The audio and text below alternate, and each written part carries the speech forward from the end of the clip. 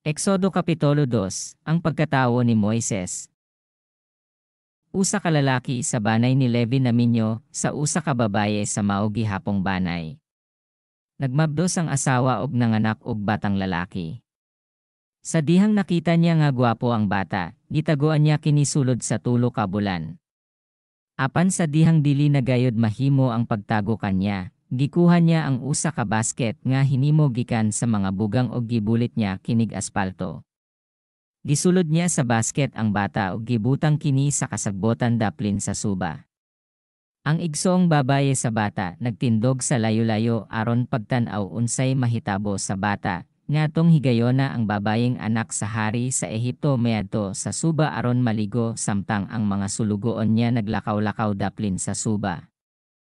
Unya nakita sa prinsesa ang basket didto sa kasagbotan ug gisugo niya ang iyang ulipong babaye sa pagkuha niini. Sa dihang giablihan sa prinsesa ang basket, nakita niya ang bata nga naghila. Naluoy siya sa bata ug miingon, usa gayud kini sa mga batang Hebreo.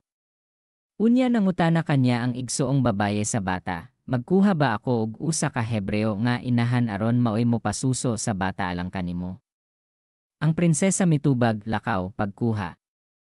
Milakaw ang batang babaye og gitawag niya ang inahan sa bata. Siyam giingnan sa prinsesa ang inahan sa bata, dad-akining bataa ug atimana siya og suholan ko ikaw. Busa gidala sa babaye ang bata ug gialimahan. 1-0 sa pagkadako na sa bata, gidala siya sa iyang inahan ngadto sa prinsesa. Giisip sa prinsesa ang bata nga iyang kaugalingong anak.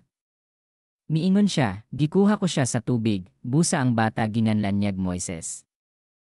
Mikagyo si Moises ngadto sa Midian, usa ka adlaw niya na, sa dako na si Moises, miduaw siya sa iyang katawhan ug nakita niya nga gipugos sila sa pagpabuhat sa bug-at nga trabaho.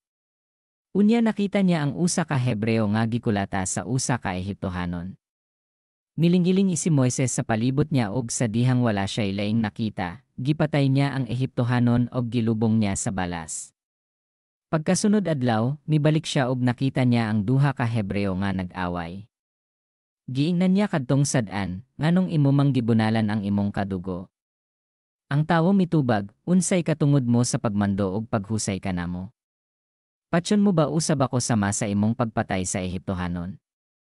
Nahadlok si Moises ag miingon sa iyang kaugalingon. Nasayod diay ang mga tawo sa akong nahimo. Sa pagkasayod niini sa hari sa Ehipto, buot niyang patyon si Moises apan mikagyo si Moises ngadto sa yuta sa Midian og mipuyo didto. Milingkod siya duol sa usa ka atabay, ang pari sa Midian may 7 ka anak na babaye. Niadtong higayona miadto sila sa atabay aron pagkalos og tubig. Gipuno nila ang mga paimnanan sa mga karnero ug sa mga kanding sa ilang amahan.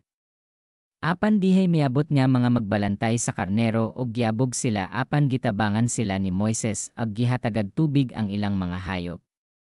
Sa pagbalik nilang adto sa ilang amahan nga si Jethro, nangutana siya kanila, nganong sayo man kamo karon nga nahiuli. Sila mitubag, usa ka Ehiptohanon ang nanalipod kanamo gikan sa mga magbalantay sa karnero. Siya pagani ang mikalos og tubig alang kanamo ug gipainom niya ang mga hayop. Nangutana si Jethro sa iyang mga anak, hain man siya. Nganong gibiyaan man niyo siya dito? Ato siya og paanhya dinhi aron mokaon uban kanato. Busa mihukom si Moises sa pagpuyo dito og gipaasawa ni Jethro kanya ang iyang anak nga si Sephora.